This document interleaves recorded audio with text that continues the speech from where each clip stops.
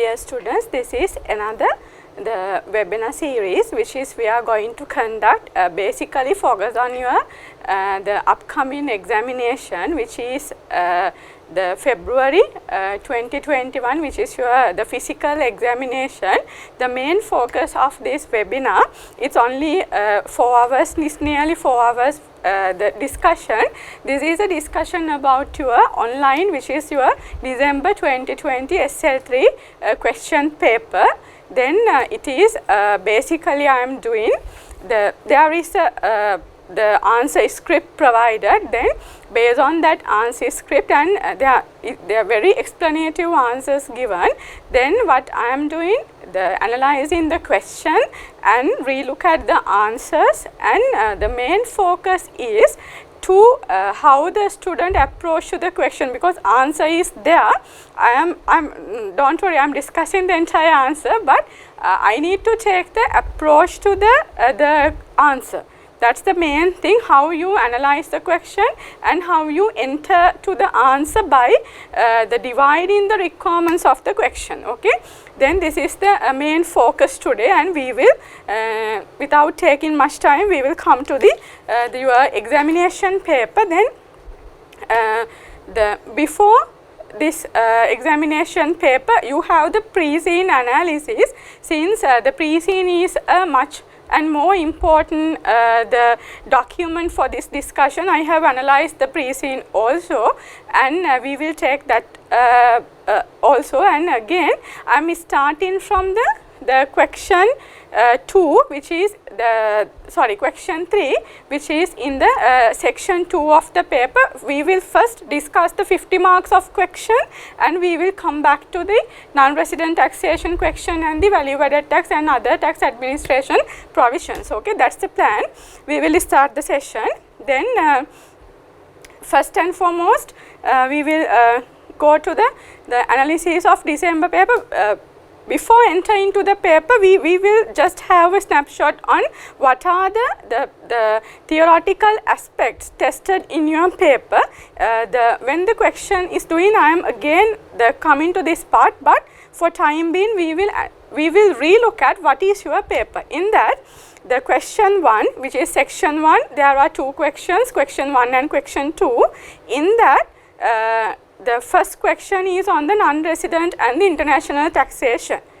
Then in that, the 4 parts in the examination paper, and also there are sub-parts mentioned in the sub-questions mentioned in that. And part A, it's the computation of tax liability of a non-resident person, which is the permanent establishment. And the part B is again the non-resident, the person, how we are going to compute the tax liability and how we are going to justify the residential status and using the double taxation treaties. And the part C is for the analysis of alternative strategy. This is again coming under tax planning and the business decision making. And last part is the transfer pricing regulation. This is the picture of the section 1, question 1. Okay, then next one is the question 2, value added tax and the income tax, both combined. With reference to income tax, it is the section the 64 is testing, which is a change in the control. And in that, there are the 3 parts. First part obviously is the calculation of the value added tax, which is for the 10 marks. And then part B, the tax administration part for the payment of the value added tax, combined with the latest amended Act number 19 of 2019. And part C, which is a change of control. It's a different scenario asking if the change of the control has happened.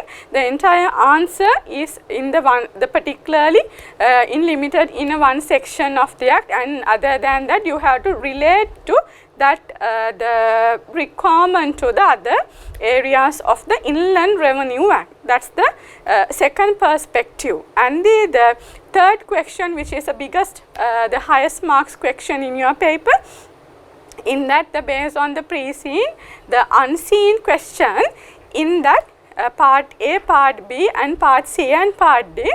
Part A, this time you all naturally so lucky because for the calculation part the examiner has provided 30 marks. It's normally according to my past practice it's normally 25 marks, but the additional 5 marks for you, it's a huge benefit to you all.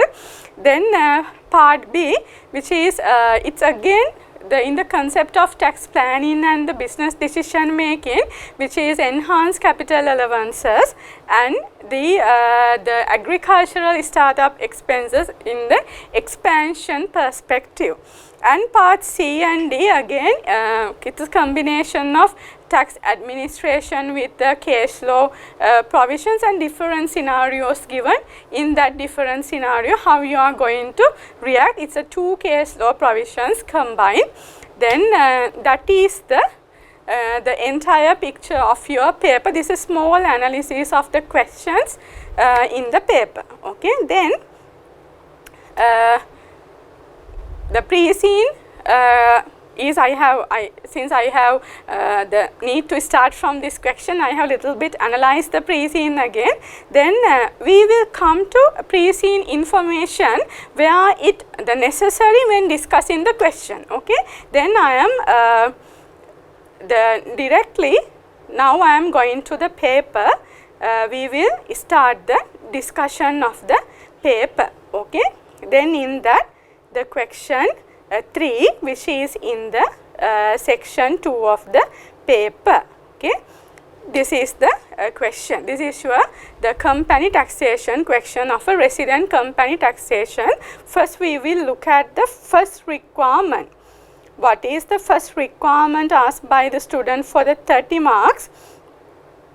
It is asking about required assess the balance income tax payable or refund due, if any, by HCL in respect of year of assessment 1920.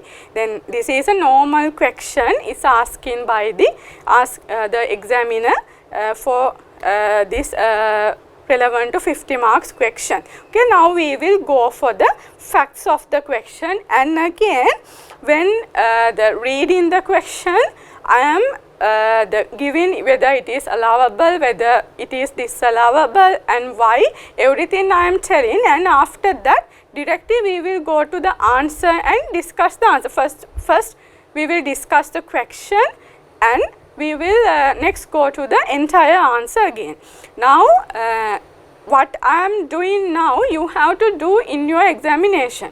When reading the question you have to take the important answer points from the question and you have to take into your answer booklet. That's very, very important. Okay. Then we will go to the question, the facts of the question.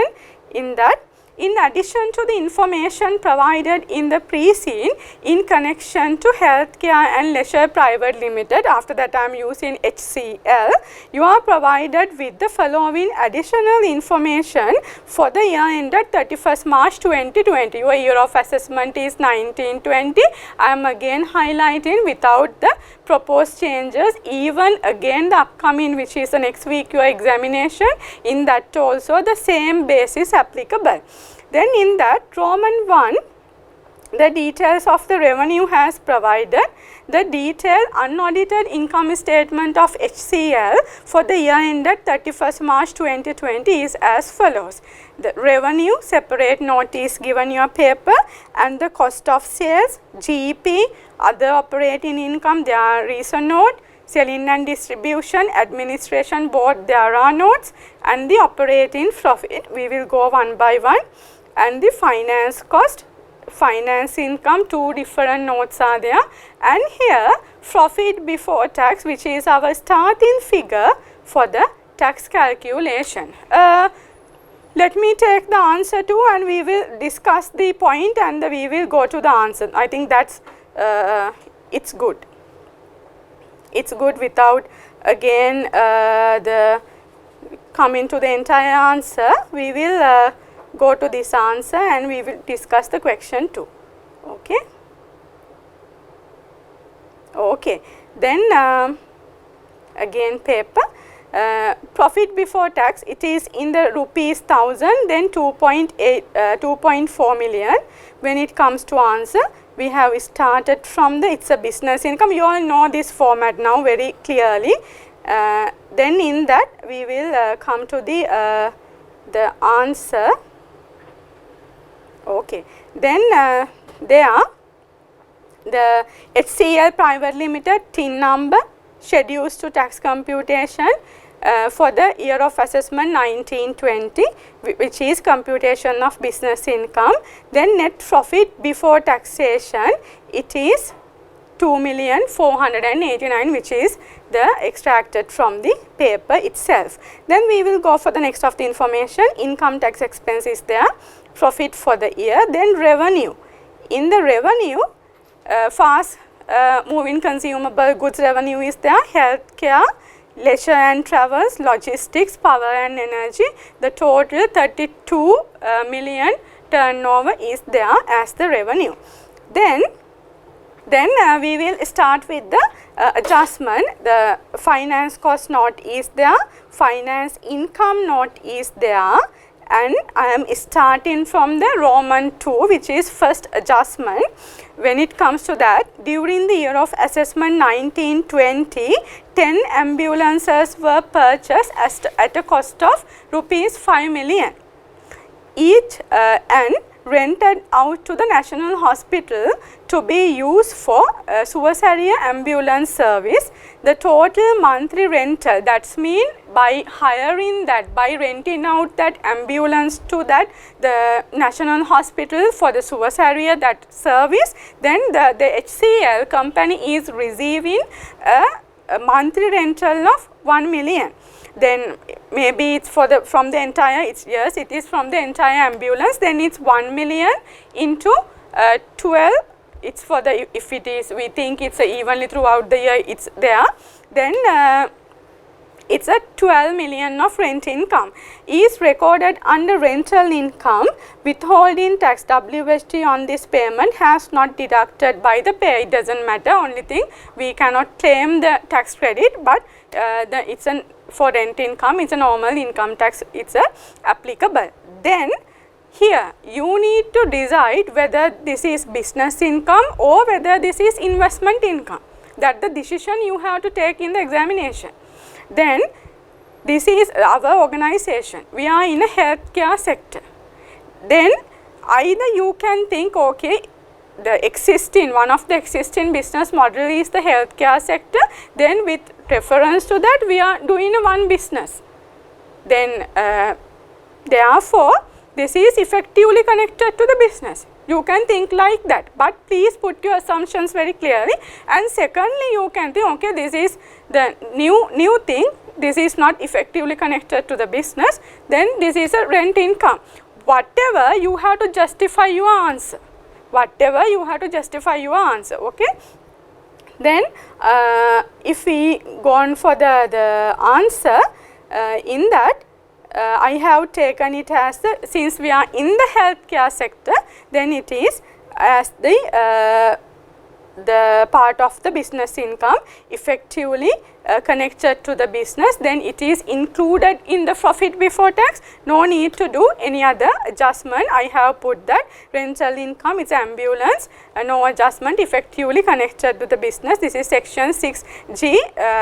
I will come to your answer script also, but for the easy reference I have prepared it in the Excel format, then its explanation is really easy. Then that's the first adjustment. Okay, we have done that. Then we will come to the next part of it, the second adjustment. The second adjustment is, second one is the balance rental income, represent the rental income from cab hire for tourist for safari. WST has not been deducted on these payments. Now we have identified there is a rent income from ambulance, it's a 12 million. Then we will see what is the total rent income given in the income statement. Then it is in the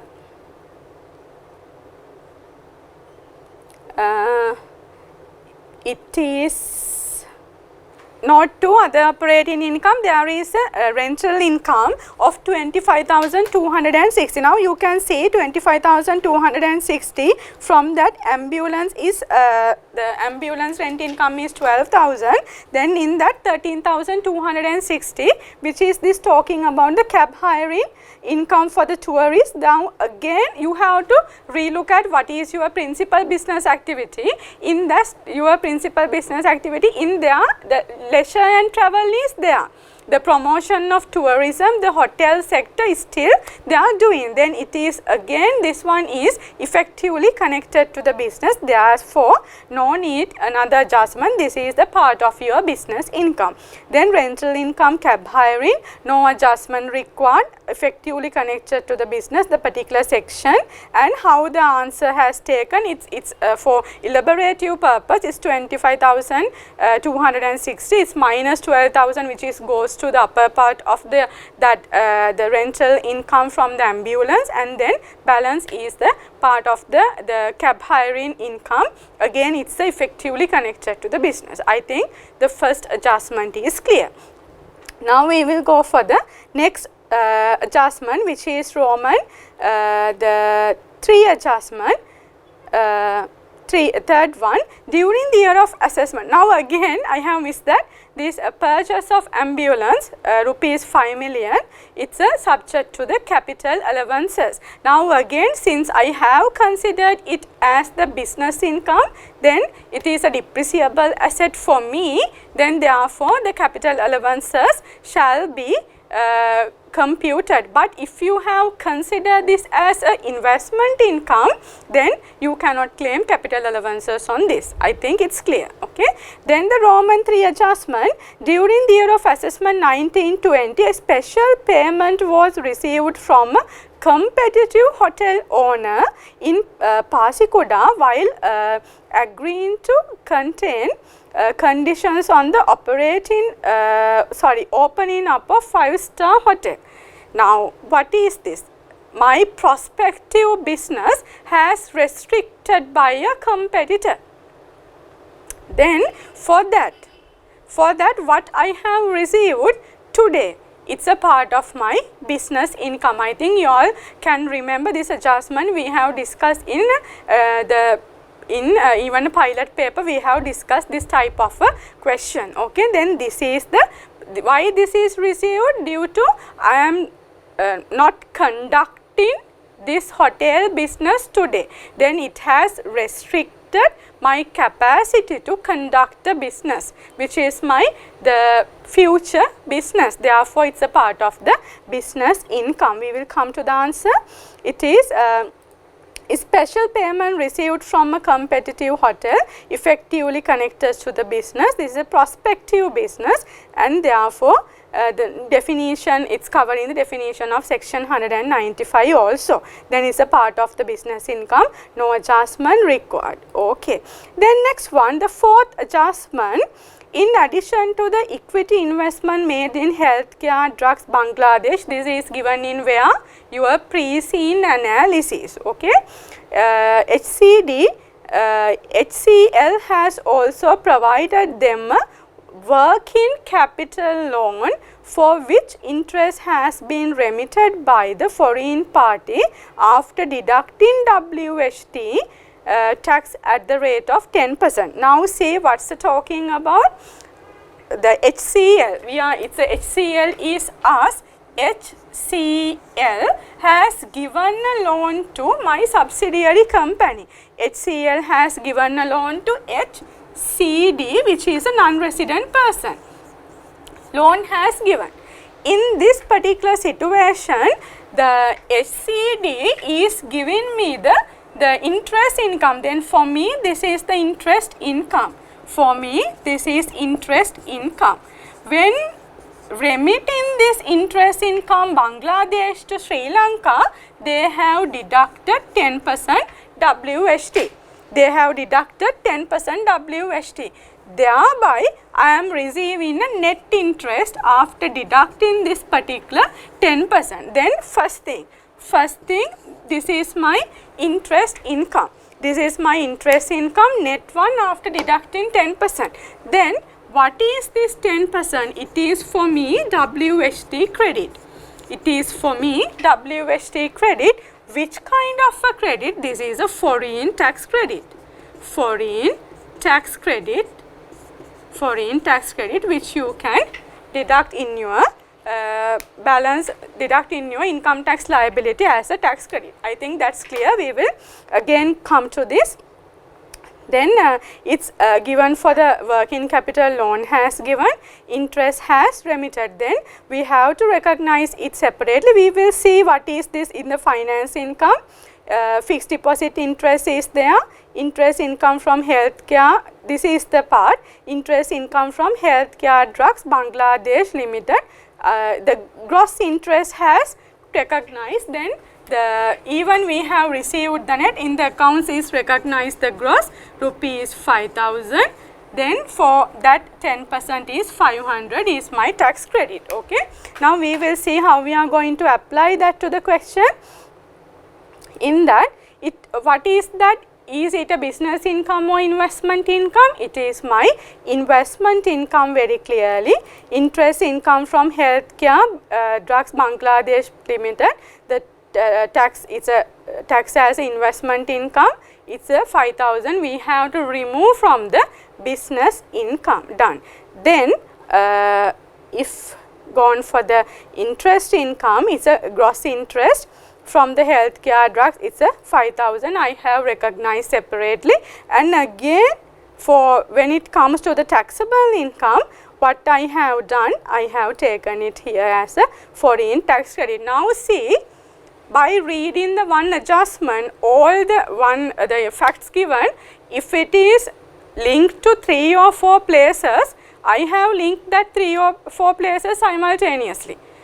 If not, you have to read the question again and again, come to all these areas. Don't do that. At the examination, time is critical. Therefore, analyze the fact as this. Okay, identify the what's the adjustment, then adjust it to the several places as it's required. Okay.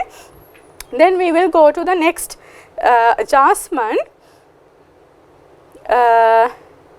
Here, the second para of that, HCL has financed this working capital loan through a bank loan obtained locally. How I have given my working capital loan to my subsidiary? I don't have money. I have taken a loan from a bank in Sri Lanka. Now what is this? We will see. Then obtained locally, for which the interest cost 2.3 million was incurred. The interest cost is recorded under finance cost. We will see, are there any interest like that? Then under finance cost, the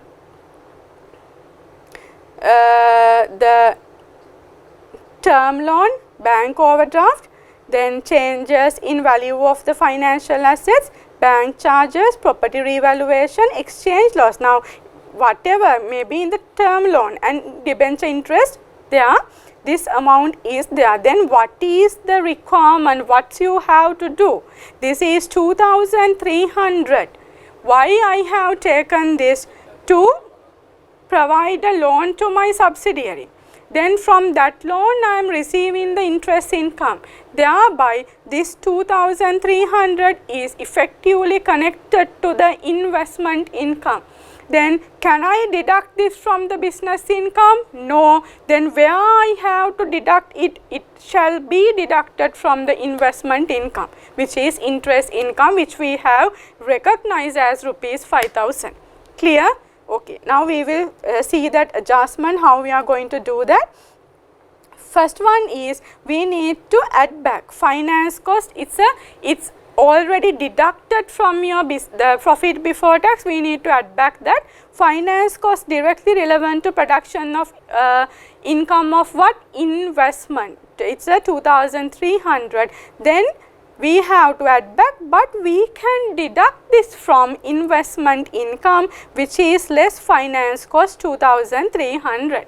The entire adjustment we have completed. Okay, then we will go for the next one. the fifth adjustment, during the year of assessment 1920, HCL redeemed 500,000 units held in ABC equity fund at rupees 35 each. These units were brought at rupees 10 each in year of assessment 15-16.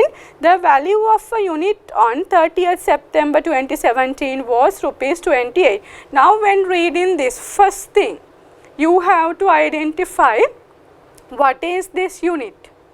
This unit is nothing other than that this is the investment asset. You have invested in units, then this is under the definition of the investment asset under section 195. That is the first point you have to identify. If you have identified that first, then it's the entire adjustment is nothing.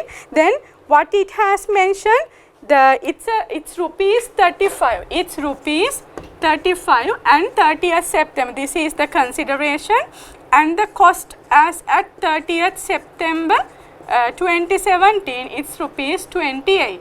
Then 25 minus 28, 25 minus 35 minus 28. Then in that you have to take that answer, and it has to multiply by the 500,000. Then 35 minus 28, 7. It's 500,000. It is how much? 3,500. 3,500, which is your what? Capital gain. Did you identify that? Okay, to identify that, first you need to recognize what is this unit. Okay, unit is the investment asset. Now we will see anything which represent this part in the paper. In the paper, we will go for the this one,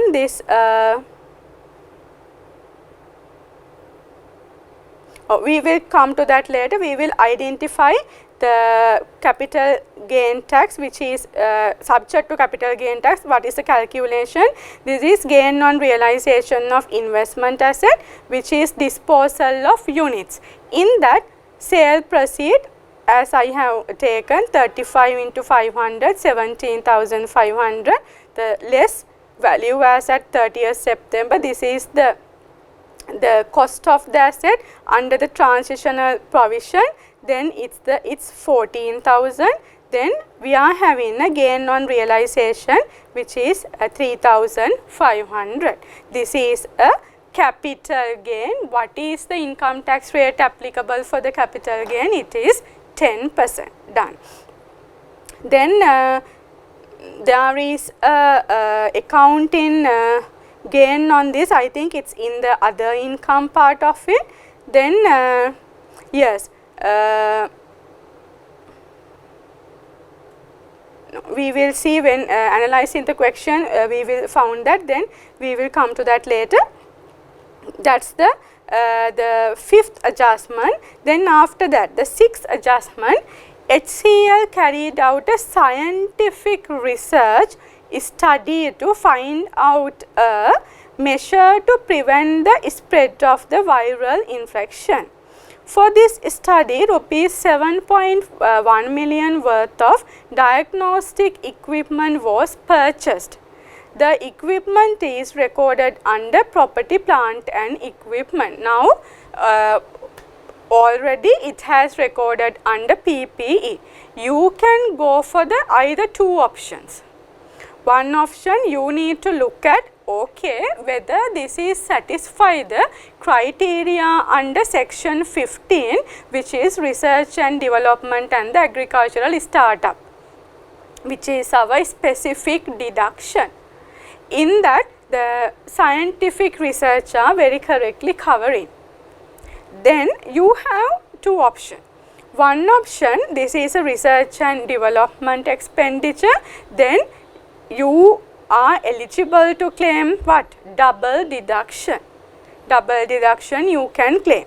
Then the second option is the capitalized and given the capital allowances, you can take either option.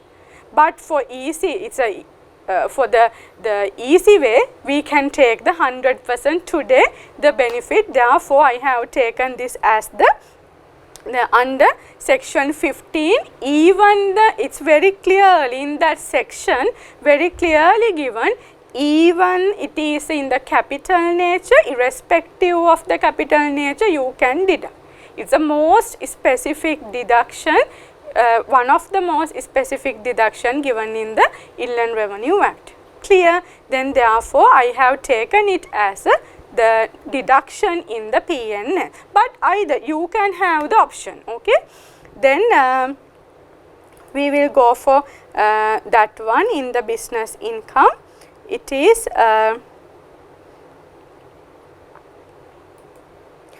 research and development, purchase of equipment. It's a deduction of 100%. It's specific deduction mentioned in section 10 subsection 4. Then considered without claiming capital allowances, the relevant justification it has given, then its amount is 7,100, then it's into 2, 14,200 we can claim as the research and development expenses. It's done. Okay, then next one, the seventh adjustment. All the senior staff members in the healthcare sector are permitted to have a free medical checkup once a year up to a maximum limit of rupees 100,000 per employee. Staff welfare includes rupees 5,325,000 incurred in providing such facilities. This amount has not been considered for PAYE tax purposes of the individual employees. What is your the argument on this adjustment? It is telling all the senior staff members in the healthcare sector, then one category completely covering without having any discrimination, and the free medical checkup. There is a pre-medical checkup, its limit to the 100,000. Okay, then can you tell, okay, the PAYE tax has not deducted, therefore this should be allowable, this should be disallowable? No, you cannot tell like that. You cannot tell like that, because this is without any without any discrimination. This is applicable to all the senior staff members of the healthcare sector. Okay, then we will go to the answer and we will look at the answer. It is staff welfare, it's included free medical checkup allowed. Why? It is exclusion from the employment income. In the section 5 subsection 3, it has very clearly mentioned that if it is receiving in a non-discrimination basis based on the type anything, then it is not included in the employment income. Therefore, this has not included in the employment income. Employment income එක include උනේ නැහැ කියලා you cannot take it and disallow. This is the again this is very clearly allowed in the Inland Revenue Act, and it is permitted deduction. Done. Then next one, we will go for the next adjustment in the paper. Next one, the 8th one, the consultant fee relates to payment made to a foreign consultant on the opinion obtained on the share investment made in HCD Bangladesh. The consultant fee relates to a payment made to foreign consultant on opinion obtained on the share investment in HCD Bangladesh. It's a the particular professional fee. Particular professional fees has paid. Then in that context, it is the this is you need to look at, okay, the professional fee is this why this has taken, why this the particular professional fee has taken to think, rethink, evaluate about the investment of your Bangladesh company. Then is it effectively connected to the business? By paying this professional fee, whether it's directly relevant to the production of income of my HCL? No, clearly no. Then this is not effectively connected to the business income, therefore this should be disallowed. Clear? Then next adjustment, this one, the ninth one, in year of assessment 1819, HCL acquired a building at a cost of 11.2 million. Very clearly read this adjustment. This is talking about what year of assessment? Year of assessment 1819. What is the year of assessment now? You are doing the tax computation. It is 1920. Then this is applicable for what? This is applicable for opening property, plant and equipment. Clear? Then we will see this adjustment. HCL acquired a building at a cost of 11.2 million in 1819 and did a major structural modification to its immediately thereafter at a cost of 1.4 million. The cost of the structural modification is 1.4 million and accounted for this in the books of accounts in accordance with Sri Lanka accounting standards. Then it's done. It's done. If it is a structural modification, it has already capitalized. I guess so. Then why this adjustment has given? To you to read and apply it carefully. What you have to read very carefully, the year of assessment. The year of assessment. Actually in this contest you don't have to do any adjustment, just read the required facts and apply it to the question. Okay. Then next one, during the year of assessment 1920, HCL has paid a fine. There is a fine, rupees 900,000 to the Employees Provident Fund, EPF. What is this? This is covering under section 10, the subsection 1, which is Roman 3, the penalties paid to the government. Penalties paid to the government. This should be what? Disallowed. Very clear adjustment. We will come to the answer of that. It is EPF penalty, fines and penalties paid to government, section 10, subsection 1, Roman 3, it's a 900, it should be disallowed. Clear. Then next one, 11th adjustment, the actual lease rental cost incurred for year of assessment 1920 for the land used as the car park, rupees 5,210,000. Now, what is this? Why this lease rental, this information given? This is due to the particular standard, which is right of use asset. Right of use asset, then even it's the leasehold asset, now we have to recognize it under the financial statements according to the standard. Therefore, what's the treatment for this right of use asset? If there is amortization in the P&L, it should be disallowed, or rather if there is accounting depreciation, it should be disallowed. The actual rental paid, on this, it is considered as the allowable deduction. Actual rental paid is the allowable deduction. Now, since we are recognizing asset and the liability separately under this right of use asset, where this actual lease rentals paid, it is in the financial position. Then it's a reduction of the liability. That entire rental paid amount is the deductible amount in your tax computation. Then this is the 5.210 is the allowable deduction in your tax computation, which is car park lease cost incurred for the year 5,210. Done. Okay, then we will go with the next adjustment. We have discussed the actual lease rental. What is adjustment? It has the deducted from the business income calculation. Then that part is done. Then we will go for the next adjustment, which is CSR adjustment. Then we will see what it has mentioned.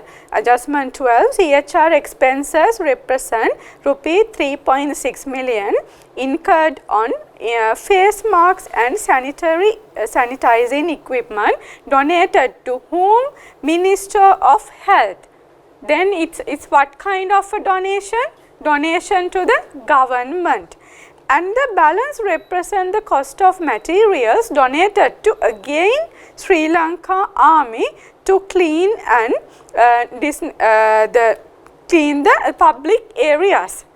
Then this is anyway when coming to the business income calculation, entire 3.6 million is a disallowable thing which is not incurred for the production of income, but this is the can be claimed up to the assessable income as the qualifying payment covering under section 52, which is qualifying payment to the government. Clear? Now we will do the two adjustment. I am doing two adjustment together. Then in that this when it come to here, then this is the adjustment which is CSR expenses. It's the 7,830 CSR1. How I have taken this? It's in the paper itself. The CSR expenses in the income CSR expenses 7,830 there. In one part goes to the health ministry, one part goes to the Sri Lanka Army. Both 7,800 that amount both is for the donation to government. Okay, now we will see that. It is 7,800, it is the CSR expenses. It should be disallowed. Why? It's not incurred for the production of income. Then when it comes to taxable income, see, this is the qualifying payment under 5th schedule, donation to government, 5th schedule. This one then can claim up to the assessable income, schedule 1B, entire reference I have provided. Then it's a allowable, no, it's as a deduction of the qualifying payment you can claim. Done. The both side of that we have done. Then next adjustment, 13th one, out of the advertising cost, an amount of rupees 2.6 million was incurred on advertisement published in foreign media to what? To promote HCL. Out of the advertising cost, an amount of rupees 2.6 million was incurred on advertisement published in foreign media to promote HCL brand in the international market. Why we have incurred advertising cost? To promote my own brand. Then why we have incurred that? For the production of income. Entire 2.6 million is the allowable deduction. Okay, now we will see any other advertising is in the income statement. In the administration expenses, in there is advertising and business promotion 34,387,000, but specifically mentioned that part of the brand promotion, but I think the entire part is not mentioned separately. Then this is incurred for the production of income, therefore allowable deduction. We will come to that adjustment. In that advertising, it is a brand promotion, it is separately it has given, it is the allowable deduction. Then that common explanation in the after end of the answer I have put, other than mentioned in the adjustment, all other expenses considered as the allowable deduction subject to this, the common note I have put. Okay, then we will come to the next adjustment. Next one is the we have discussed on this. The next one, the bad debt written off relates to an online booking made by a particular foreign customer for which recovery action has not yet been taken. Now see, bad debt write-off. Now according to that, bad debt write-off, whether it is specific or whether it is general provision, specific write-off, is a provision from the write-off, it has given the write-off is allowed, but you have to think logically. Then for this, even it has mentioned this is legal action has not taken. Then think that there is a trade debtor and I have made a sales to a person and the amount is outstanding in the books. But what happened? That person has given money to me by way of cash. Then I have put it is in my pocket and I am telling no, maybe I am the owner, then I am telling this money has not received. Then therefore, any bad debt write-off you cannot allow. You need to look at the substance of that. What is the substance? Whether it is irrecoverable. Am I sitting and look at okay at what time the debtor is coming and giving the money to me? No. I need to take the recovery action, the legal action, the letter of demand I need to send to that customer. But I have not done anything. This kind of a bad debt write-off, it is disallowable. Okay. Then we will see the answer. It is bad debt written off, disallowed, not recovery action taken, it should be disallowed. Done. Then what is the next adjustment? Stamp duty has been paid on the land acquired to construct a warehouse in the near future. One is stamp duty and incurred on what? Land. And again, are we the generating income from this land? No, in near future, but we are going to construct a warehouse. This is exactly what? A capital nature expenditure. This should be disallowed. Okay. Stamp duty capital nature 1,600. It should be disallowed. Then the next adjustment. The following information is provided in respect of the power and energy sector. Power and energy sector. Why these two given? In the pre-scene very clearly the information, some information has provided and student need to look at this very carefully. One is the transitional provision adjustment under section 17A and other one is on the temporary concessions, under the 6th schedule, the 14% reduced tax rate given. Okay, now we will go to this one. Year of making the investment 14-15. First I am taking the two wine mills. In that the value of the investment rupees 450 million. When commercial operations commence May 2014, when the agreement has entered with CEB, Ceylon Electricity Board, January 2014, tax adjusted profit loss, there is a loss of 5,945,000.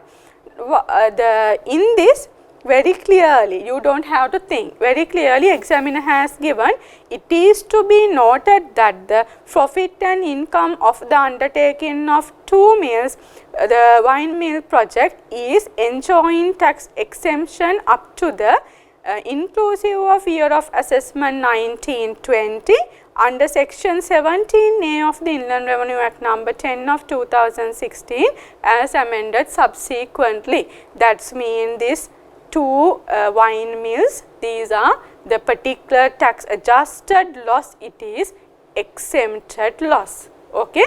How you are going to take this information? These are in the, first we need to look at the pre-scene. In that we will go for that provision in the pre-scene analysis which I have done. In that we will come to that part which is talking about section 17. This is the transitional provision adjustment.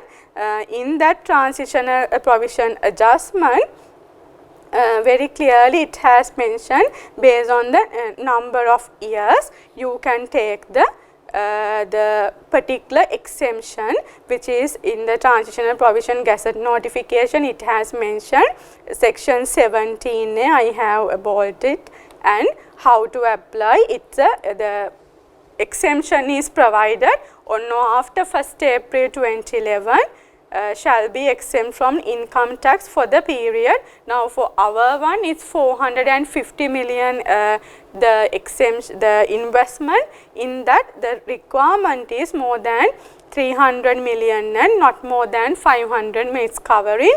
Then 6 years exemption is there. Then even the examiner, it has very clearly given as it has exempted. Now that's clear. Then 3 windmills, for that nothing has mentioned separately. Then you need to look at for 16-17, it has investment has made value of the investment rupees 700 million when commercial operation commenced September 2016. Then when the agreement with Ceylon Electricity Board entered January 2014, tax adjusted, there is a profit of 6,875,000. What is the treatment for this? This treatment has given. For this one, you have to take the information, even this information very clearly given in the pre-scene also. Then this is the agreement entered with the Ceylon Electricity Board prior to 2016. Prior to 2016. In that sense, what the benefit this power and energy sector can take, it is can apply under the 14% income tax rate for this, only for this power and energy sector under temporary concessions para 7. Okay. Then this is the provision I need to discuss with you all. It's a renewable energy, notwithstanding anything in the first schedule, that's mean irrespective of the first schedule income tax rates, any person who has entered into a standardized power purchase agreement on or before 10th November 2016 with the Ceylon Electricity Board to provide electricity generated using renewable sources. This is the use in a wind power, then they are doing this, then it is a renewable, shall be taxed at the rate of, what is the tax rate? 14% for the 3 years of assessment after commencing of this act. 3 years mean 18-19, 19-20 and 2021. We are in the period of 19-20. Then the very clearly you can take this the reduction of the tax rate benefit. Okay. Then after that, that adjustment done, we need to do this. One thing is 5,945,000, which is exempt loss.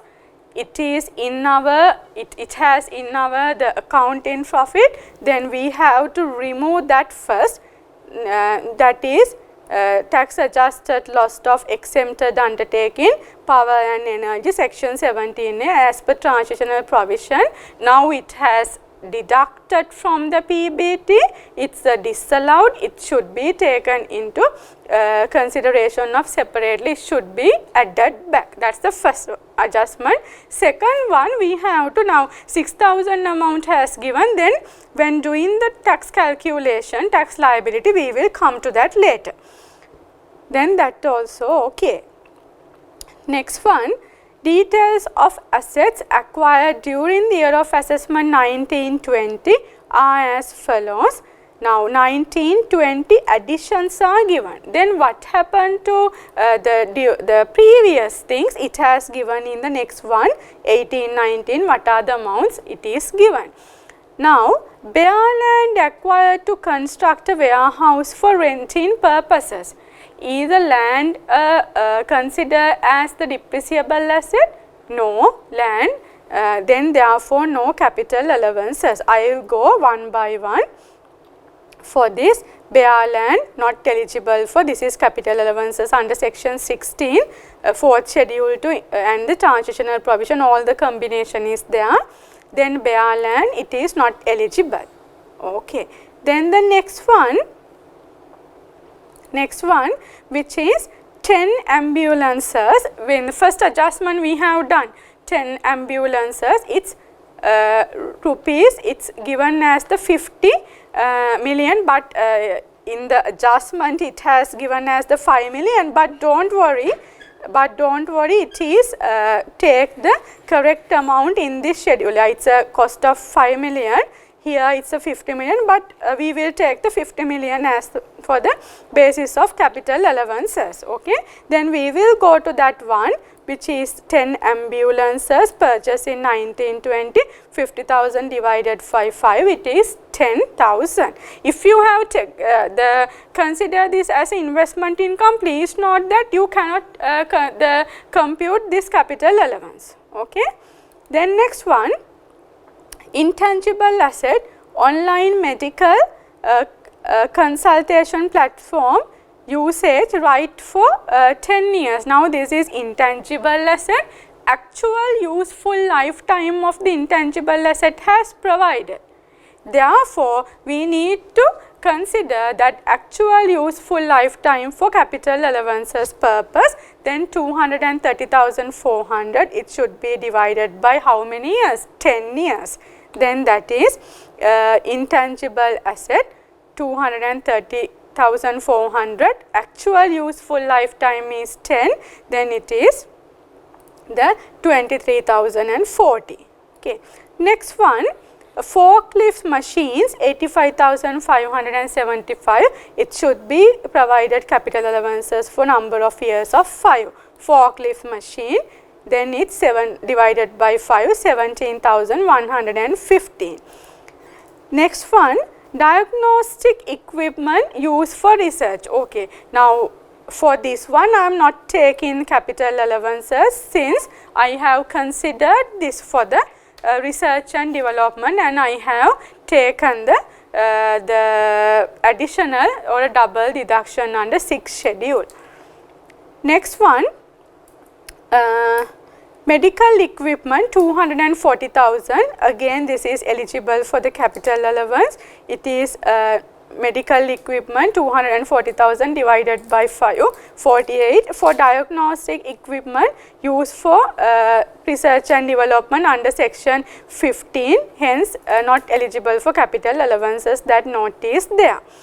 Then after that, next one, a centralized air conditioning system 53,917, that one also eligible for the capital allowance for the number of years 5, then the relevant capital allowance is 10,783.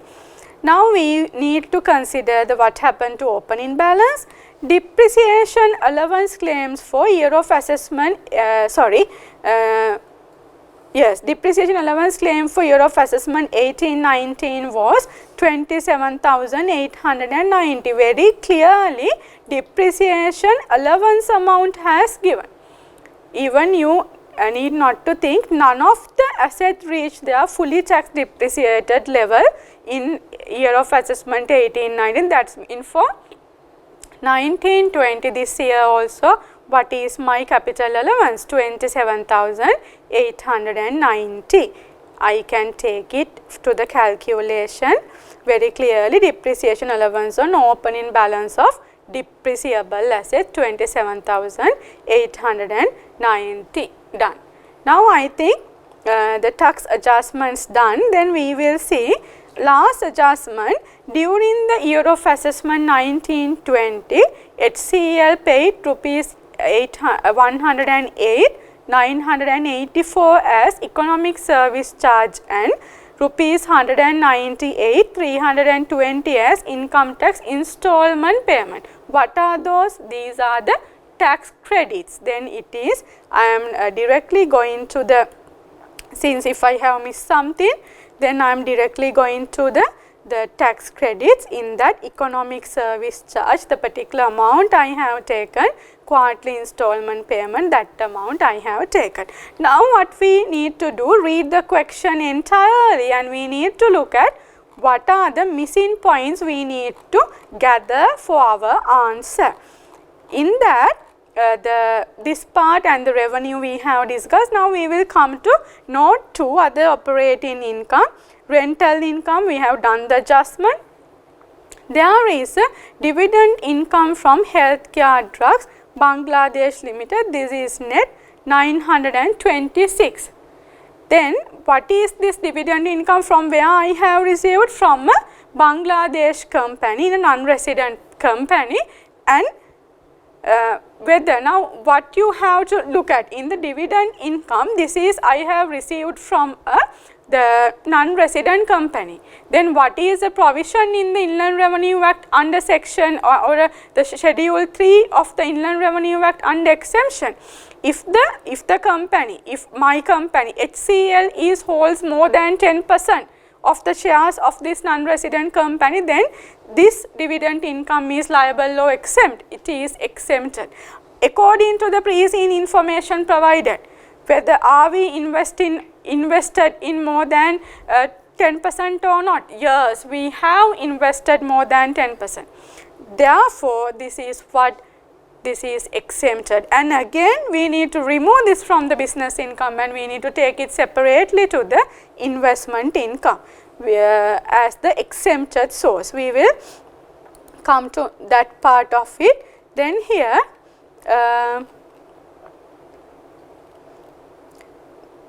this is the amount dividend income from healthcare drugs. It is investment income 926. First thing you have to remove it from the business income. Then it comes to investment income.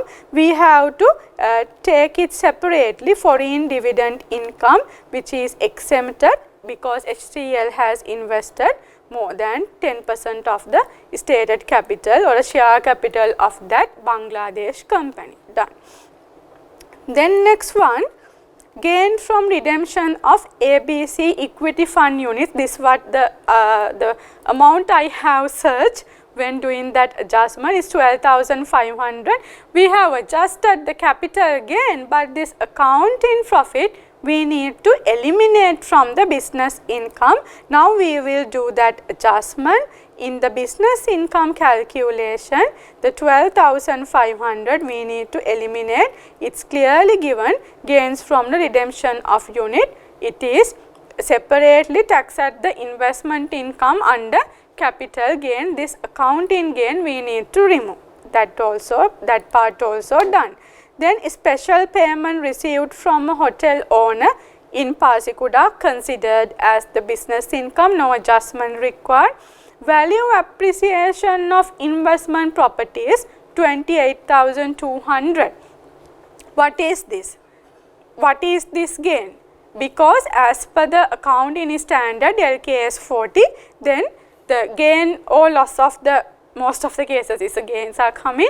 It shall be recognized under the income statement. Is whether this is a realized gain or unrealized gain, this is unrealized gain. Then therefore, can we charge a tax on this unrealized gain? No, we cannot. This is a notional entry. Therefore, we need to remove this gain from the business income. Then it comes to the business income. Here we need to remove this the charge in fair value of investment property. It is unrealized 28,200 we need to remove. Then next adjustment we will go for the income statement notes. Entire other operating income we have concluded. Third one, an extract of some of the expenses and outgoings recorded under administrative and selling and distribution expenses. Remuneration. We will take the particular note at the end. Then provision for employee retirement gratuity. This is a provision 124, 390. This should be what? Disallowed. We will see the provision for gratuity. It should be disallowed. Provision for gratuity, this is section 10 subsection 1b particular provision 124, 390 you should disallow. That okay. Now since we are in the gratuity part, shall we compute what is the payment for gratuity? Then we will compute that first and we will come to the next adjustment. See how you are going to compute the payment of gratuity. In the pre-scene all the information has provided. the opening balance, that's mean 1st April 2019, what is the gratuity, or it's given as the employment benefit obligation opening balance 235,652. The closing balance, which is 345,252. Provision, just now we have taken 100 from the income statement for this financial year, 124,390. Now there is in the income statement, there is actuarial loss on defined benefit plan. It's a net of tax, it's a 3,243. Then that also need to adjusted when computing the payment gratuity paid during the year. Then it is altogether the gratuity payment is 11,547, which is allowable deduction. Okay, that also done. Then next one we have here. Then research and development expenses 1,435. Now we have done in that the diagnostic equipment 7,100 is a one thing. Again in the P&L there is a research and development expense. You have to put the assumption this is comply with the section 15, which is research and development and agricultural startup expenses. Under that R&D expenses specifically, therefore you can claim the double deduction. Now one time it has deducted from the PBT, another one time you can deduct. This is there, which is research and development. I have mentioned that the assumption allowed additional deduction under 6th schedule and assume satisfy the criteria of section 15. Then it should be deductible. Done. Then next one, bad debt written off, we have disallowed, sorry I have missed this, impairment provision for slow moving stock 2,128. Provision for slow moving, it should be disallowed. Any provision, it should be disallowed under section 10. Then we will disallow it where it is. It's a provision for slow moving stock. Yes, it is there. Impairment provision for slow moving stock 2,128, section 10, particular provision is given. Then next one, the bad debt written off we have considered and disallowed with the reason staff welfare. In that the particular amount is there for the 100,000 per month, that adjustment we have considered. Office maintenance, no adjustment there. Fines and penalties, EPF penalty we have adjusted. Advertising and business promotion for 2,600 odd amounts we have done the adjustment. Depreciation and amortization 191, 182, that should be disallowed under section 10, which is depreciation and amortization. It is disallowed 191, 182. This is obvious adjustment, you all very familiar. Stamp duty 1,600 we have disallowed that. CSR expenses 100% we have disallowed. Amortization of right of use land leasehold as car park for the Nugegoda hospital 4,122. These are for the right of use asset. The amortization disallowed. Actual lease rental paid, it should be considered as the allowable deduction. This is 4,122 we need to disallow. Amortization of lease right 4,122. That also okay. Then subscription charges paid to WHO to obtain the good manufacturing factory certificate, definitely incurred for the production of income, nothing to do. Consultancy fee we have disallowed. This is for that foreign investment, to justify the foreign investment, then it is not incurred for the production of income of business, then we have disallowed this. Admin expenses done. Not for finance cost, term loan and debenture interest is there. hope that incurred for the production of income, bank overdraft interest is there. Then these two we need to look at under the section 18 restriction on finance, because we will go for that later. Change in fair value of financial assets measured at fair value through profit and loss, then it's again the one of the notional entry. These are not a realized losses, there is no such losses actually, therefore this should be disallowed. Let me do it first. 6080, change in the change the fair value of the financial asset, which is 6080, that also done. Then next one, bank charges is obviously allowable deduction. Property revaluation charges paid to independent valuer 2400. This is actually a professional fee. You can think in a two angle. One, you can think that okay, this is a professional fee, therefore this is a revenue nature. Any profession what you are paying is a revenue nature, then you can it's consider as the allowable deduction. Second part of it, this is relevant to the revaluation. Maybe the property revaluation, maybe it's a year by year you have to do, maybe for sometimes more than 1 year, maybe for the once 5 years, like that. Then you can put the assumption the this is a professional fee, therefore this is recurring nature.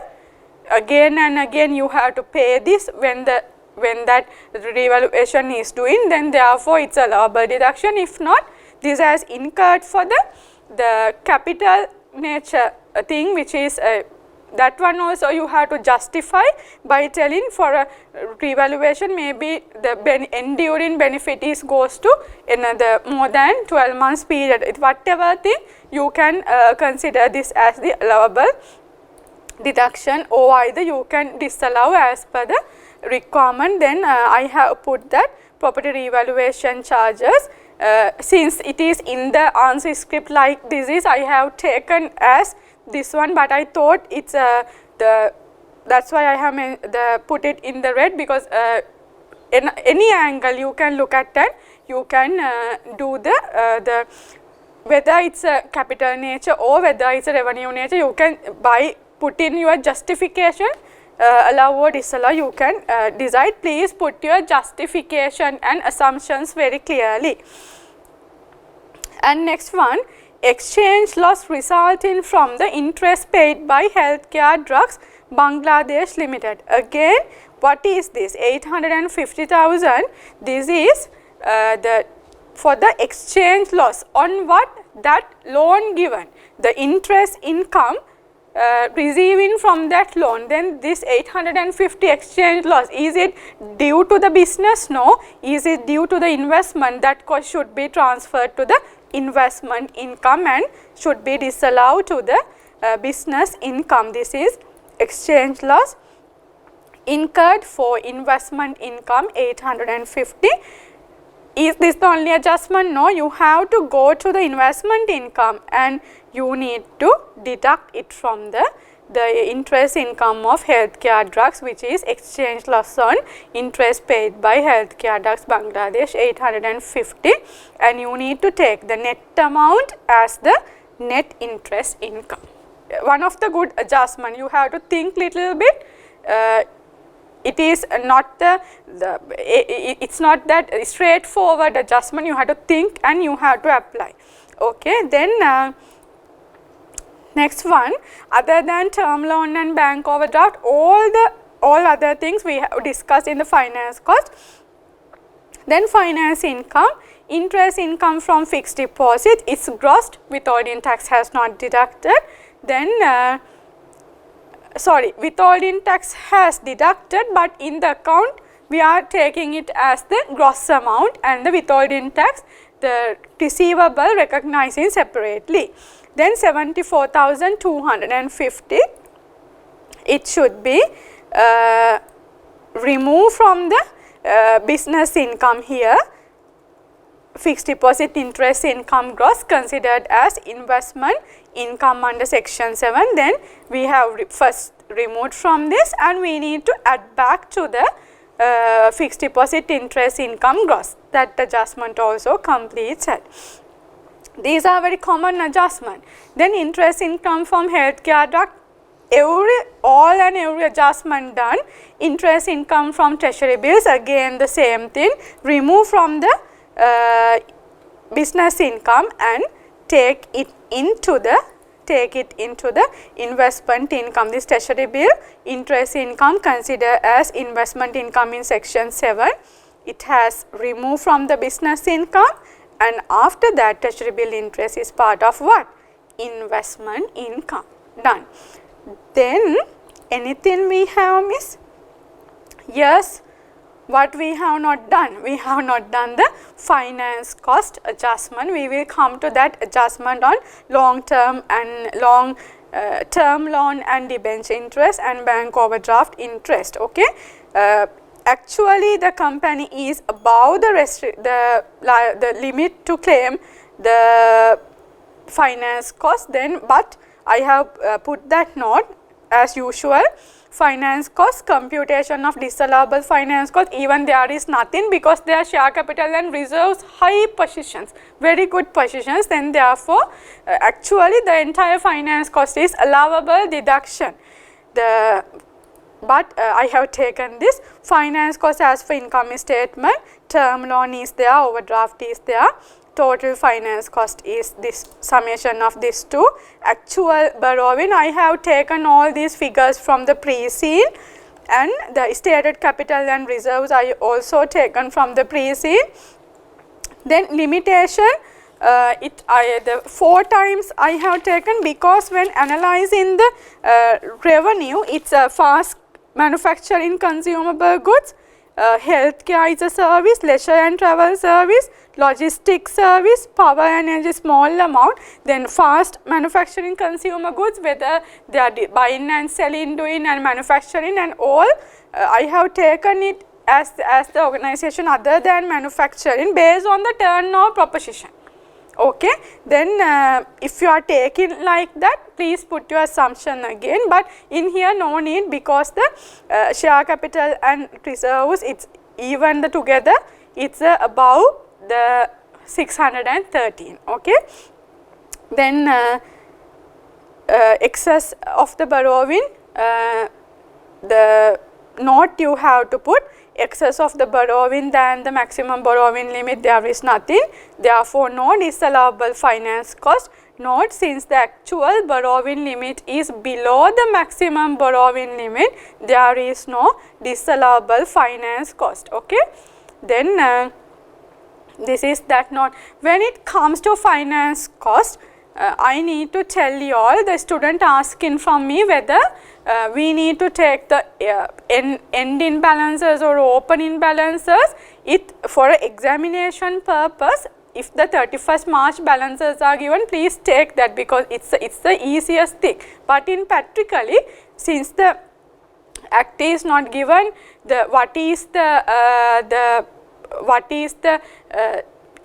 whether to take the ending balance or opening balance, normally we are taking the average borrowing limit, then therefore it's a practical thing. And again for the examination, for your examination, if the examiner has given the ending balances, please apply that balances. Okay, I think we have considered the all adjustments in the question we have considered, therefore I think we can conclude the answer. Okay, then here the business income, this is the entire things we have discussed. Then after that, these are the answer, the summation of the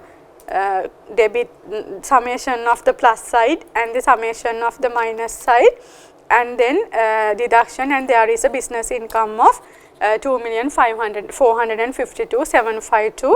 Then here the normal wording I am putting, other than the specifically mentioned adjustment, all other expenses and income considered as allowable for tax purposes. Okay, then investment, that's the completion of business income. Investment income, interest income, we have considered all. Then gains on realization of investment asset considered very carefully, and foreign tax on foreign dividend income we have considered. Done. Then we will come to the taxable income. The business income is from the business income note. Investment income is from investment income note. We don't have other income. Total assessable income is summation of 2. Then this is the qualifying payment. We need to deduct it. We have discussed that. Then our taxable income is 2,620,522. Now we need to separate the taxable income based on the different tax rates. This is one of the important thing. One different tax rate is 10% on capital gain tax. Other one is on the renewable energy is 14%, and other one, the balance on balance taxable income 28%. Okay. Then the realization of investment asset, it's units 3,510%. Then after that, the power and energy, it's at the 14%. Then on balance taxable income at 28%. This is our tax on taxable income. In that 305,000 into 10%, 350 power and energy.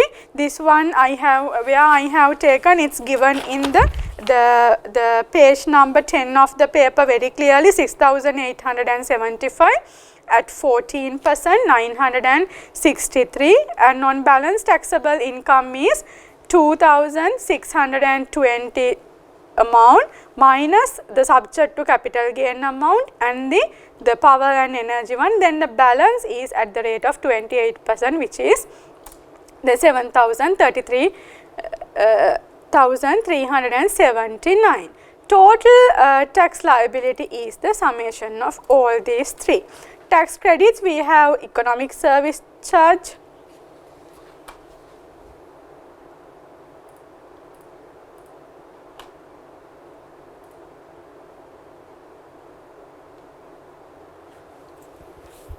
we have economic service charge, discuss. Then realization of investment asset on units, it is a the tax credit. Why it is a tax credit? On units we have the within, after the transaction within 30 days, do you have to pay the tax or not? Yes, you have to pay the tax, then it's a tax credit. And quarterly installment payment is there, 198,320. Foreign tax credit, as I have discussed, for the 5,000, the 10% has deducted, it's a 500, and the WHT on fixed deposit interest income 74,250 at 5%, it is the income here. Now after deducting all the tax credit, balance tax payable is 422,825. Okay, we have done the complete this 30 marks question here, and we have discussed the important points. I think relook at this question and relook at the answer, because the same pre-scene is there. The repetition is I don't know, it can test. Okay, then again this is a physical examination after I think long period of time, therefore practice very carefully. Okay, then it is the end of the discussion of the section 2, question 1, part 1. Okay, then now we will start the second part of the discussion, which is again your pre-scene analysis, the 50 marks question, part B. Now company taxation question we have done, then part B. Now my approach to the part B is, the in your answer, in your suggested solution, very explanative answer has given, and I am not going to discuss that particular same answer again, but what is my aim? I need to read the question with you all and analyze the question to understand, to give that understanding to the student how you are going to approach the question by analyzing given facts of the question. Therefore, first we will read the question and analyzing the particular important facts of the question, and we will come to the requirement. Please go through this the suggested solutions and look at all these the suggested solution, apply these things, then I am coming to the approach to the question and we will analyze the question one by one. Okay? Then this is the part B of that question 3. In that the 10 marks requirement is there. What's the requirement? Advise the senior management of HCL on the above proposals. Proposals. There are 2 proposals given. Read the question very carefully and your answer should discuss the following point. Then examiner has given your answer on these 2 proposals shall be included these 3 points. You can't write a yanne koheda malle polla answer. You should come to these 3 points and you have to apply this very clearly. Your answer should only include these 1, 2, 3 points. Clear? Okay. Now what are the points? First one, you have to advise whether to operate as a fully owned subsidiaries of HCL or whether to carry out the SBUs under the HCL umbrella. Having a separate undertakings or doing the business under the umbrella of now HCL doing as the SBU under the one umbrella. It is the current factories. Now examiner is asking, it's good to have a new incorporated a new company or a new company as a subsidiary of HCL, or can we go under one umbrella of the SBUs under the HCL as currently what we are doing? That's the first thing. Second one, due to these options, what happened to the income tax rates? Third one, income tax exemptions and concessions, qualifying payments, relief, anything. Due to this, having these proposals, applying these things, can I apply? Can HCL enjoy qualifying payment reliefs or any exemptions? This is the requirement. Now, first I am going for the Roman one. This is a 2 separate options. You have to write the 2 answers for these 2 options. See the marks, 10 marks given. For 10 marks, Roman 1 and Roman 2, 2 options. For that 2 options, for the one option, there are 3 things you should need to include. For the second one also 3 points you should need to include. Did you recognize these things? Then if you have divided question into requirement, you can earn the correct marks. Okay? Then come to the first one. Opening 2 5-star hotels by 2022 by investing rupees 80 million in land and rupees 445 million in the construction of hotels. I will come to the analysis part of it. We will do this like that. Here what it is telling, first thing this is a part B of this, and this is the evaluation of options. Evaluation of given options. Evaluation of given options. Now see, there are 2 options. There are 2 options given. There are 2 options given. One option and I mean the proposals. 2 proposals given.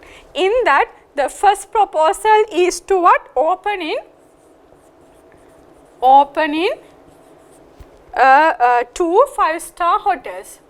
2 5-star hotels. 5-star hotels. We will first analyze this one and I will come to second one separately. This is the first option. How you are going to answer for this? Is the examiner is asking, first thing is whether to operate for, this is the proposal, whether to operate as the fully owned subsidiary of HCL or whether to carry out as SBUs under HCL umbrella. Now the first option, examiner is asking the first one. First point, examiner is asking, can I go as a separate SBU? Separate SBU. And second one is asking, separate SBU under the, sorry, it's a fully owned subsidiaries of HCL and this is, okay, separate SBU under HCL or may have a separate subsidiary. Separate subsidiary. Separate subsidiary. I am removing this word as the no need to put a separate, it's a SBU and HCL or separate subsidiary. These are the two options given.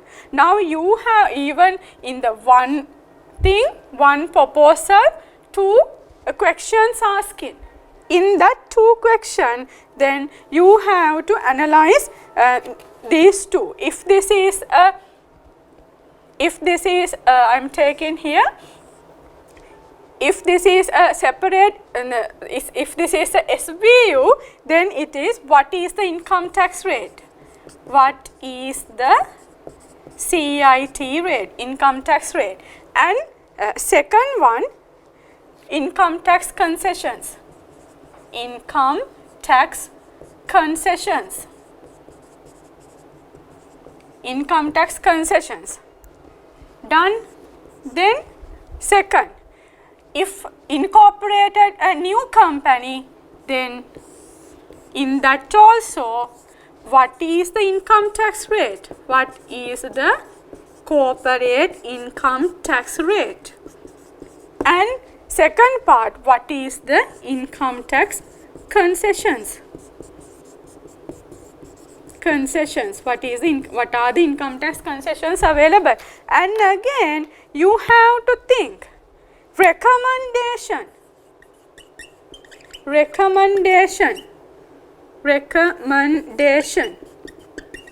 In the recommendation part of this, how you are going to recommend? Go with SBU or either incorporate new company as a subsidiary. New company as subsidiary. This is your recommendation. Go with SBU, yes, no.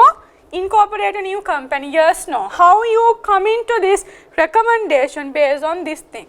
Did you analyze the question like this? If you analyze the question like this, it is very easy to obtain marks, okay?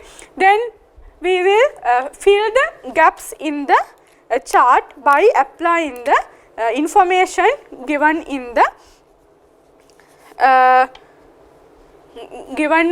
question. In that, opening 2 5-star hotel by 2 5-star hotel 2022 going to do the investment for land 80 million on hotel construction. Hotel construction, how much? It is 445 million. It is 445 million construction of hotel. Okay. Now think, if the company has incorporated separate subsidiary, separate company, what is the income tax rate applicable? Then if it is the SBU under HCL in the same umbrella, what is the income tax rate? Let me explain first. If it is a new undertaking, if it is a new formed company, then if doing the hotel promotion of tourism, you can apply the 14% tax rate under what? Predominantly concept under first schedule para 4. Para 4 subpara 2. Clear? Then after that, if it is under the umbrella of the HCL, then it is what? It is the existing business. Still they are doing that, the leisure and the travel sector, the hotel sector. Therefore, if it is incorporate a separate company, then the income tax rate is 14%. Can you apply 14% under SME? No, you cannot apply. Why? This is a group of company. This is going as a subsidiary, 100% on. Then under the definition of section 196, associated undertaking, you cannot apply for under the SME definition. Is very clearly given even the turnover is below 500 million. Since the associated, the link is there, you cannot apply 14%. How to apply this 14%? This is predominantly doing a promotion of tourism, the hotel sector. Clear? The tax rate is clear. If it is given if it is doing SBU under now in the same manner what they are doing, what is the income tax rate? Is the 28%. We cannot apply predominantly one. From total turnover, more than 80% or more not coming from the promotion of tourism sector. One doubt clear. Second doubt is the income tax concessions. Income tax concession under this SBU under HCL, can you go for the income tax concession? What are the, for investments, what are the income tax concessions applicable? The second schedule, temporary concession, sixth schedule, the second schedule and the sixth schedule temporary concession.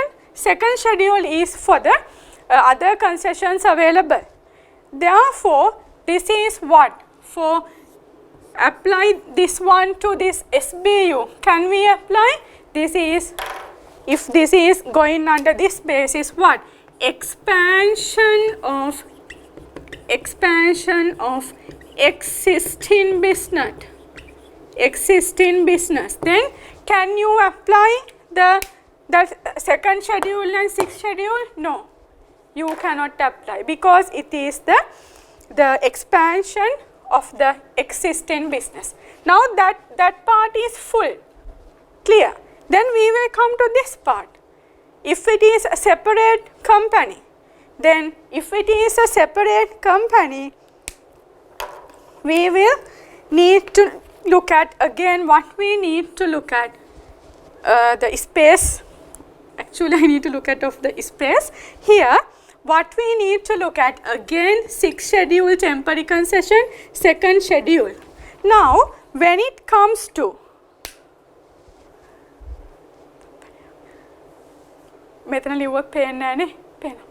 okay, when it comes to sixth schedule and the second schedule, this is a new undertaking, you can go for sixth schedule and second schedule.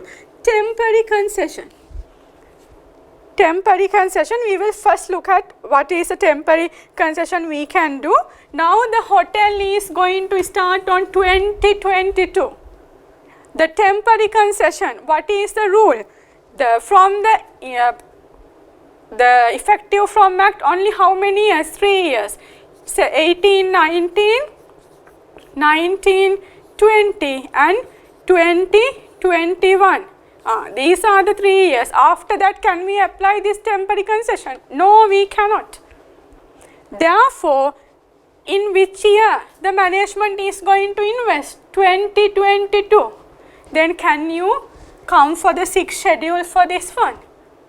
No. If put your assumptions here, if the investment is made in 2022, you cannot apply the sixth schedule. Why? Because it is the expired after 2021. Clear? Then sixth schedule, with my assumption that they are going to, as per information provided, it's given hotels by 2022. Therefore, you cannot apply the sixth schedule. But if they think to invest in 2021, then 6th schedule can apply.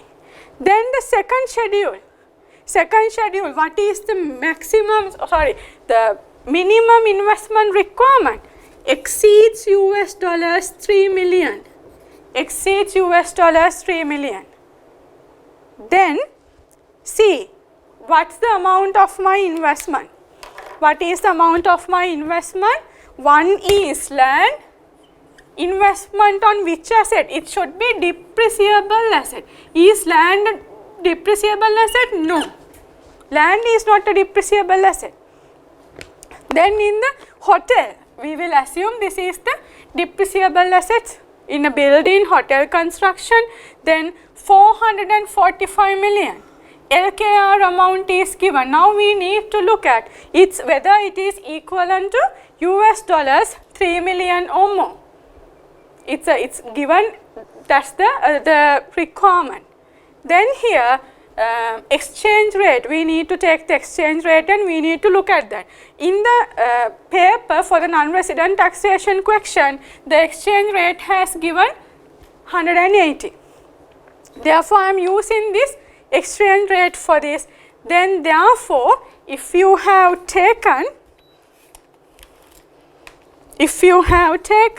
445 million, it's divided by 180, it's coming only 2,472. Then it is below the $3 million requirement. $3 million requirement. Therefore, even second schedule cannot apply as per this calculation. But this based on if it is maybe the 445 million divided by 187, then based on the exchange rate amount may be changed. For my justification, I have taken the exchange rate given in the question paper, even it is not relevant to this question. As a base figure, I have taken this. Now see the analysis of the answer. For this one, lot of students raised this question from me, the investment amount given in the LKR, then in that it has given it should be US dollars, then how it is given, it's actually when doing the mock paper, I have in the answer it has mentioned if the LKR is given, the cannot apply, but this is an open provision. This is open provision. I need to make the correction or a clarification on that. In the act, it has given as the exceeds or up to $3 million. If you have look at for this schedules, it has given up to $3 million. Then let me explain this. It can be come like this. Now, any currency, irrespective of the currency, any currency, if it is after converting to US dollars, if it is less than up to $3 million, then for the depreciable asset, then you can go for the 6th schedule. For the second schedule one, you can go for the, if it is exceeding 3 million, any currency after converting to US dollars, whether it is exceeds 3 million or not exceeds 3 million. This is actually an open provision. Open provision. Then I thought it good to explain here, even if the LKR value is or any currency value is there, check whether the US dollar requirement by converting it to the particular US dollar rate and write your recommendation.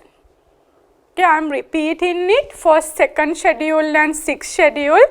Even it's LKR, even it's any currency, based on the foreign currency exchange rate, convert it and check whether is the 6th schedule and the second schedule requirements are fulfilled.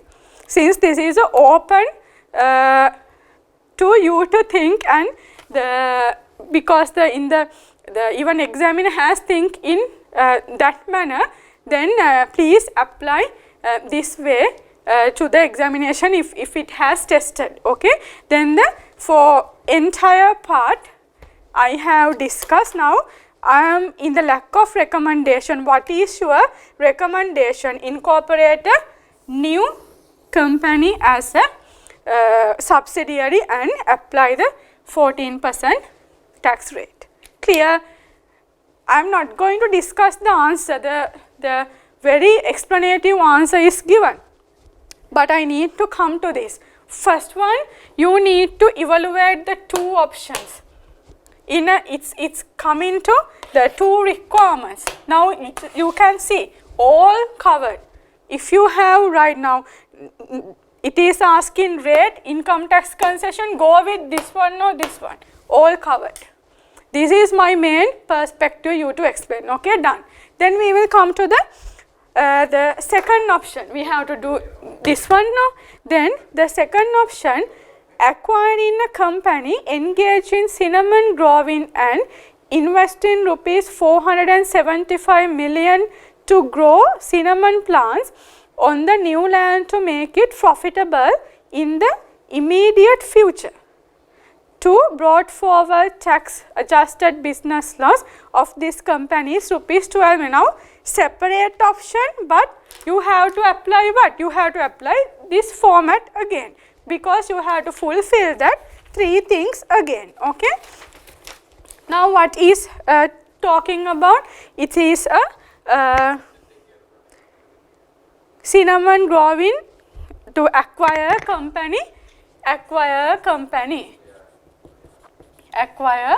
company, for what? For cinnamon growing. What's my main perspective of investing 475 million to grow cinnamon plants, which is agricultural undertaking. Agricultural undertaking. Done. Agricultural undertaking. Then in that sense, what is my investment? Rupees 475 is my 75 million is my investment. In that also you have to look at the three requirements. Again I am writing the first, you have to evaluate the two requirements, whether I am going as the SBU, whether separate company to incorporate. Separate company as a subsidiary of HCL. Done. Then in the SBU, if I am going under same umbrella, tax rate, concessions.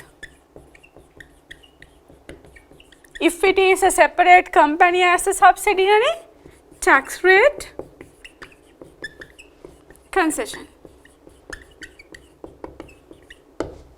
Tax rate, concession. Now separate company.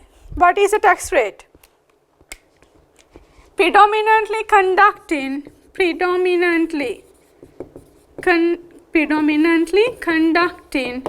agricultural. The first schedule, para 4, subpara 2. What's the rate? 14%. You can apply the 14% tax rate. And after that, if it is the SBU under HCL, can I apply 14%? No, it's not under predominantly, 28%. Then, can I apply SME rate? Can I apply SME? No, I can't apply. Why? This is the group of companies, all are associated under the associated definition.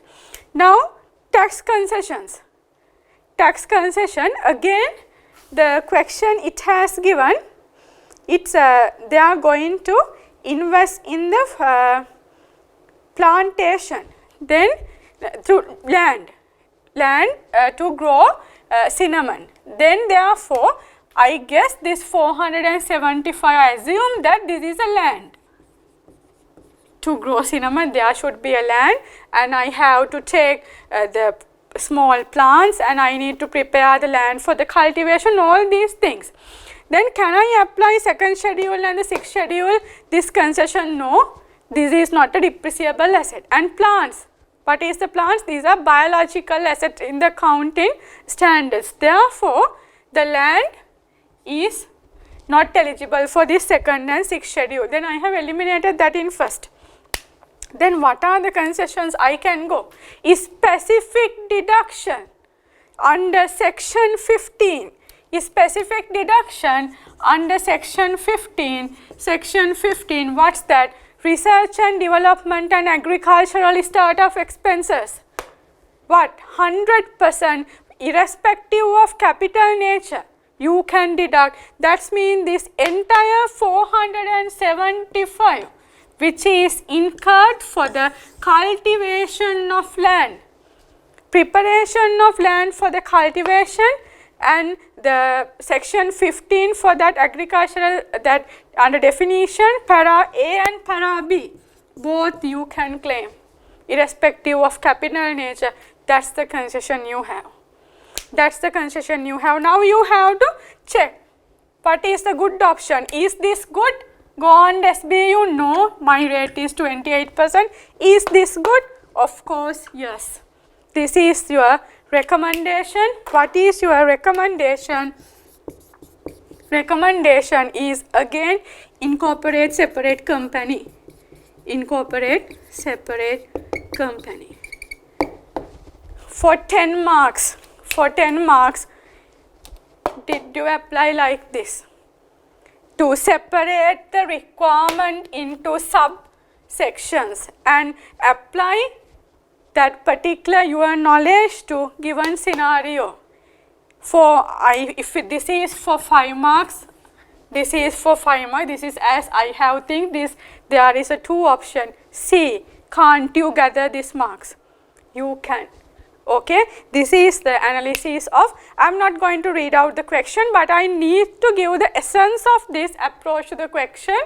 Lot of students ask how to approach this question, then I have explained, and again this second schedule and the sixth schedule, please, it's not only the investment in US dollars, it is, it's not active, it has given equivalent to the US dollars.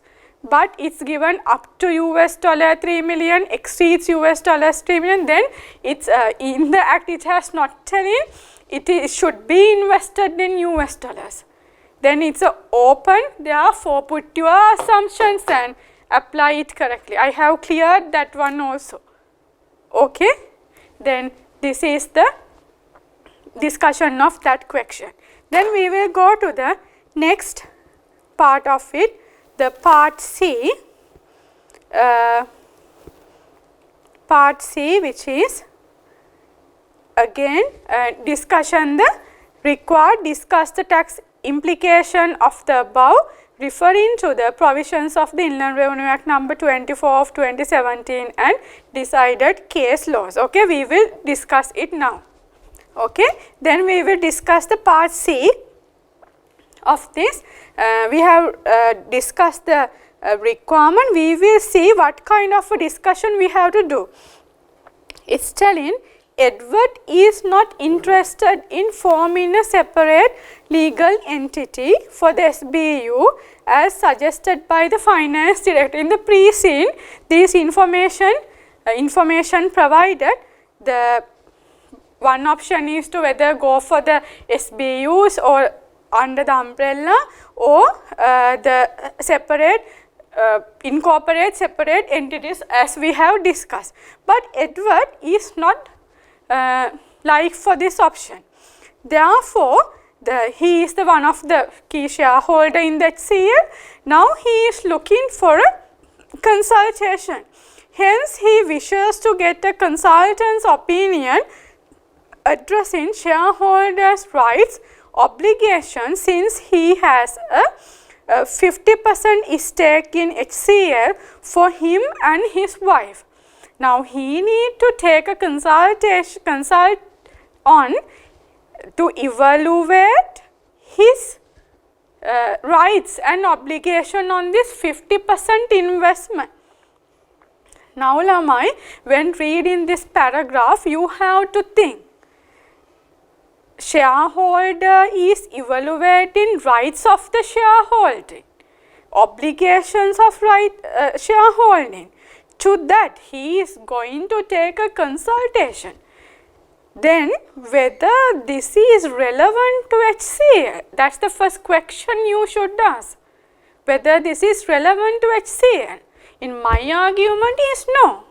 It is his personal opinion, his personal job. For his personal agendas, now he is going to take a consultant. Now that's the first thing you have to take into your mind.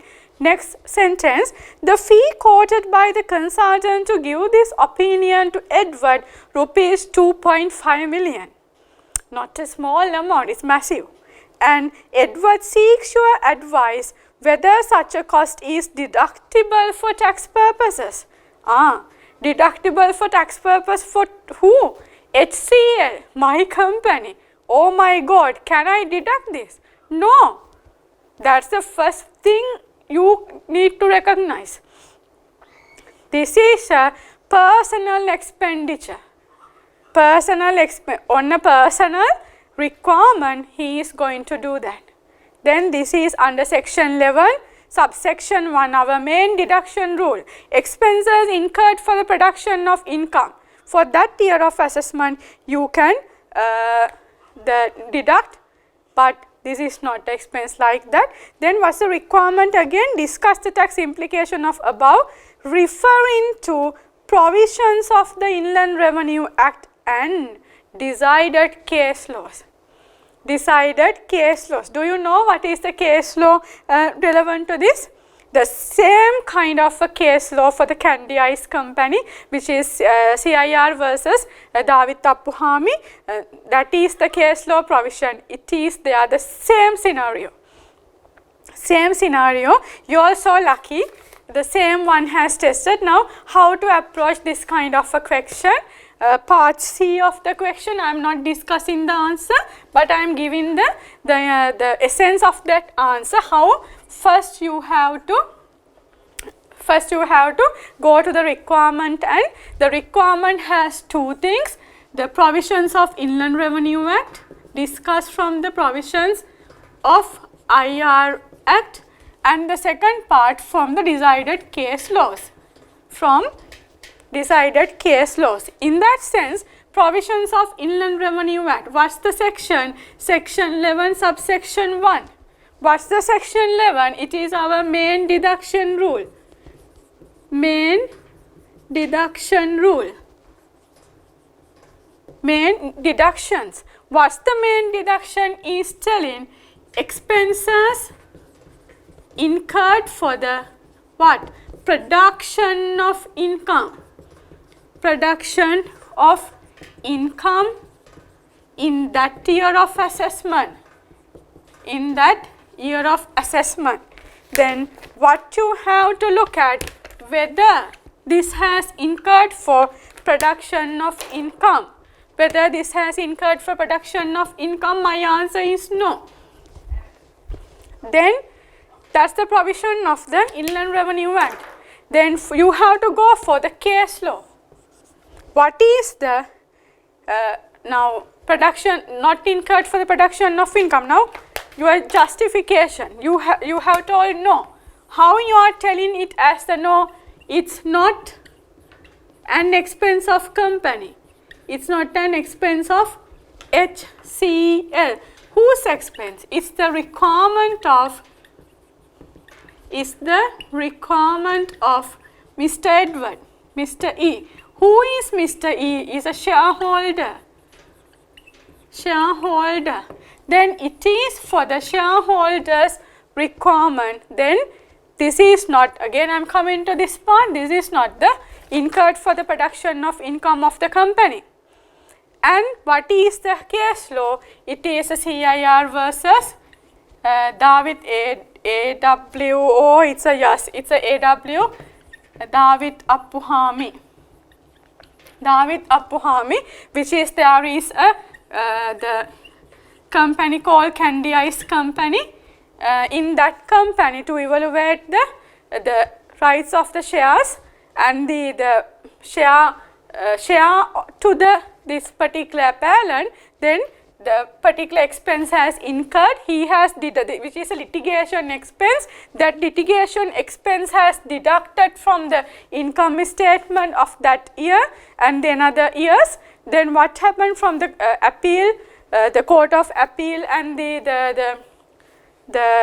in that time whatever the appealing process it has allowed, but in the Supreme Court this has disallowed, as this is not the production incurred for the production of income, not incurred for the production of income. Therefore, what is your recommendation for this?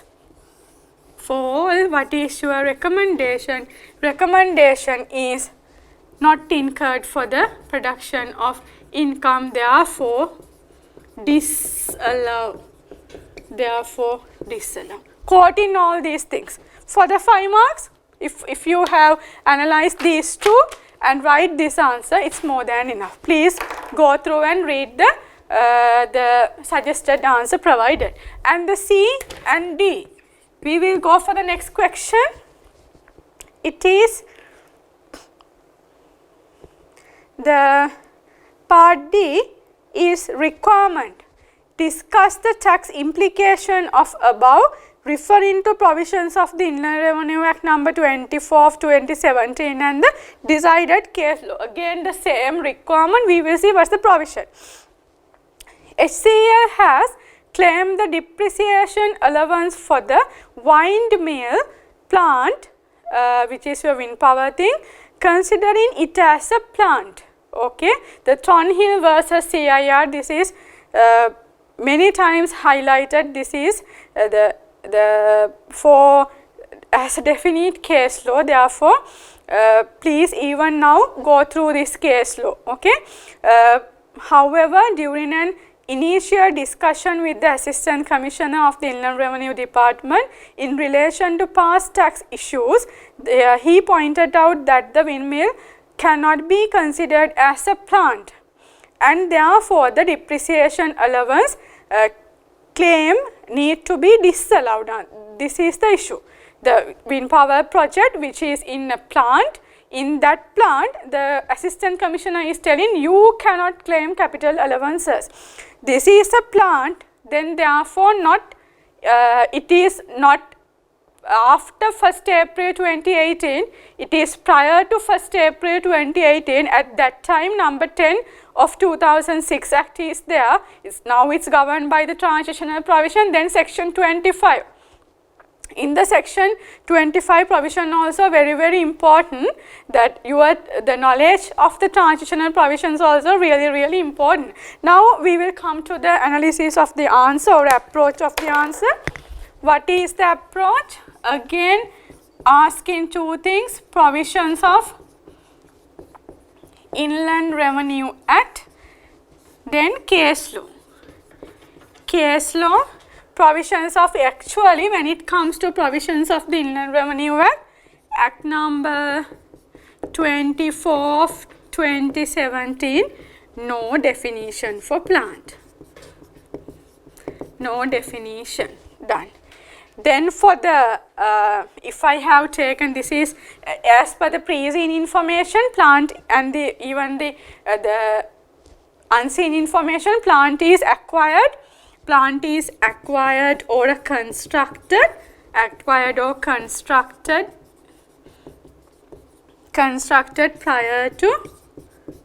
1st 4 2018.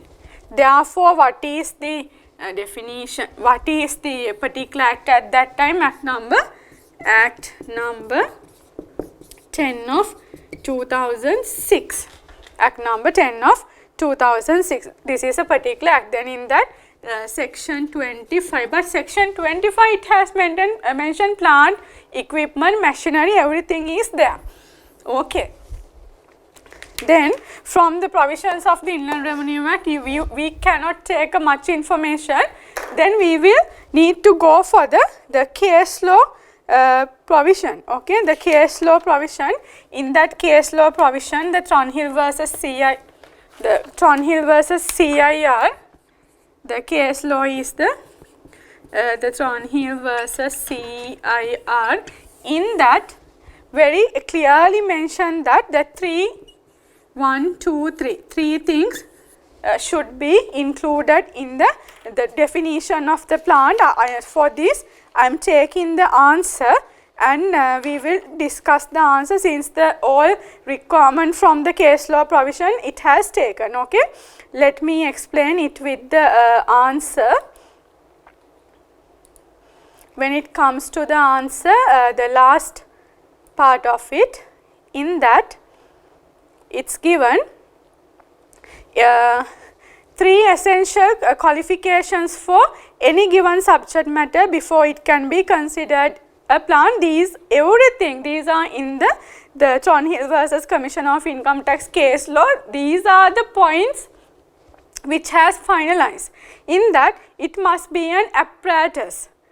උපකරණ ඒකට සම්බන්ධ උපකරණ තියෙන්න ඕනේ. It must be used for the carrying on a business. Is that correct? Yes. Without plant you cannot do this wind power, the renewable energy generation. Third one is must be kept for the permanent use in the business. Yes, it is for the permanent use of this my power and energy business. These three conditions satisfied according to that decided case law, therefore you can claim, or rather HCL can claim the capital allowances. Then I am going to that discussion. A company cannot agree, this is a recommendation, a company cannot agree with the position taken by the Assistant Commissioner. In the Thornhill versus the Commissioner of Income Tax case, it was held that the word plant cannot be made to include the building or shell which contains the plant. The windmill is neither a building nor a shell. It's a fix in nature which is used for the production of income of that business. Then building nor shell that contains a plant. In the case mentioned above, the particular judge said that the plant might be regarded as that without which production could not go on. Without the production, we cannot recognize it as a plant. Further, in terms of section 25 1A, which is for this Inland Revenue Act, section 25 under the Act number 10 of 2006, an allowance for depreciation is entitled on plant, machinery, fixtures, equipment. Accordingly, depreciation allowances claimed on the windmill shall be allowed, as without it production cannot go on as decided in the previous case. See, this is the most strong thing in your answer. You have to take the facts from the question and the pre-scene. Specifically, this is given in the pre-scene, and you have to link to that into this. Clear? This is the answer for that. Okay, please go through these suggested answers and take the help of this approach to the question. Then with this, we have completed the 50 marks question fully. Then we need to start with the next question of the paper. Next question of the paper. Okay, I am starting from the question 2. Then we will look at the requirement and we will discuss the facts. First, go to the requirement.